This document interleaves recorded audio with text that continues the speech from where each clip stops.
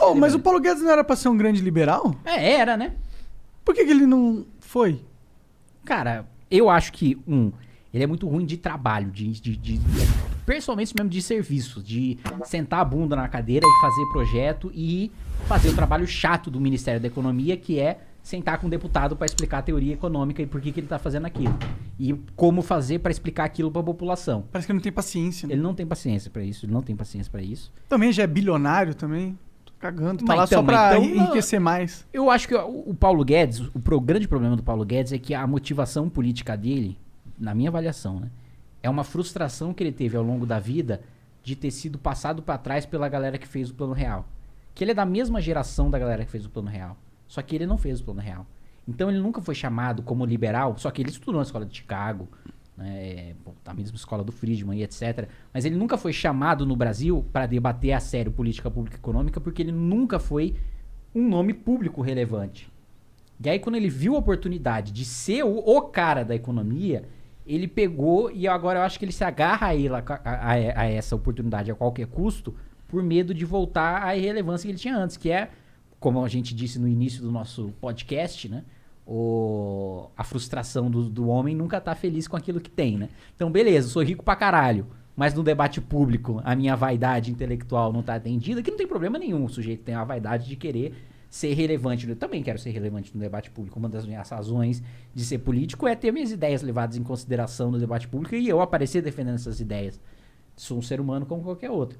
Agora, ele sacrificar os ideais em nome de se manter no cargo, mesmo sabendo que a agenda liberal não vai andar, aí eu já acho moralmente complicado. E é foda porque a gente tinha a percepção do Paulo Guedes como um straight shooter, tá ligado? O cara que fala na cara e dá o papo reto e não sei o quê. Só que agora ele perdeu essa característica. Ele parece que fica embromando. Ah, não, vai rolar a reforma administrativa, vai rolar que tá dando não sei o que não sei o que, vai rolar, mas nunca rola nada. Exatamente. Inclusive, eu questionei, ele foi em comissão, foi convocado lá, a meu pedido, inclusive, foi convocado pela Câmara para dar explicação sobre promessa, né? Uhum. E eu falei, ministro, uma das promessas, que nem essa promessa você cumpriu, foi uma promessa que você fez em dezembro de 2020 que você não ia mais prometer nada. Porra, uma semana depois você já tava falando que ia ter reforma administrativa sem privilégio, na outra semana não sei o que. Você mandou reforma administrativa sem juiz, sem promotor, sem político, sem nenhum funcionário público federal. Que porra de reforma administrativa é essa que só mexe na base? Aí ele, não, é porque muitas vezes eu preciso me adequar à realidade política. Eu faço acordos políticos e eu prometo, de acordo com esses acordos políticos, que eu vou entregar naquele prazo. Mas muitas vezes aqueles acordos políticos que eu faço não se cumprem. E aí eu acabo não conseguindo entregar a promessa. Por isso que eu falei que não ia prometer mais nada. E aí, enfim, terminou o debate aí porque só tinha uma vez eu falando, outra vez ele falando, outra vez eu falando, outra vez ele falando.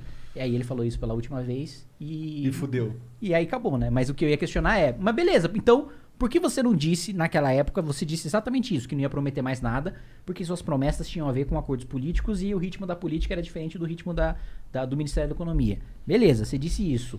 E que muitas vezes, inclusive, o próprio presidente da República segurou, ele mesmo admitiu na comissão, que quem segurou o envio da reforma administrativa foi o Bolsonaro, por medo de apanhar de funcionário público.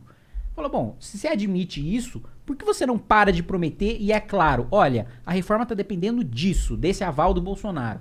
Olha, a entrega da reforma tributária está dependendo disso, desse acordo com o presidente da Câmara. Em vez de você falar, vai sair daqui a 2, 3 semanas. Era isso que eu falaria numa terceira vez se eu tivesse a oportunidade. É, uma pena, né? Uma pena que o Bolsonaro não tinha culhão pra realmente peitar nada, né? Esse é um... O grande problema do Bolsonaro é que ele entrou com o rabo preso. É. Igual todos os outros políticos de carreira que entram na presidência, né? Historicamente, infelizmente, é. E assim, é foda. Difícil acreditar que o Bolsonaro realmente era o cara que ia mudar a porra toda sendo deputado 30 anos, não é? Então, mas ele conseguiu vender bem a imagem de que ia fazer ele era essa um cara merda, de né? fora. Ele era um cara de... Porque ele era meio de fora dos rolês foda, né? Mas é porque ele era um bosta.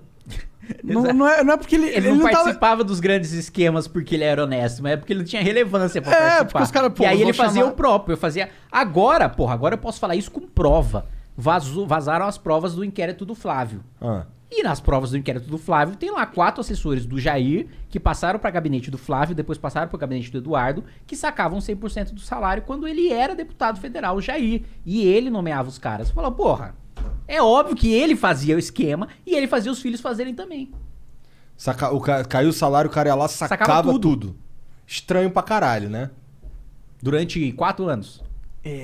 Rachadinha, nha, nha, nha, nha.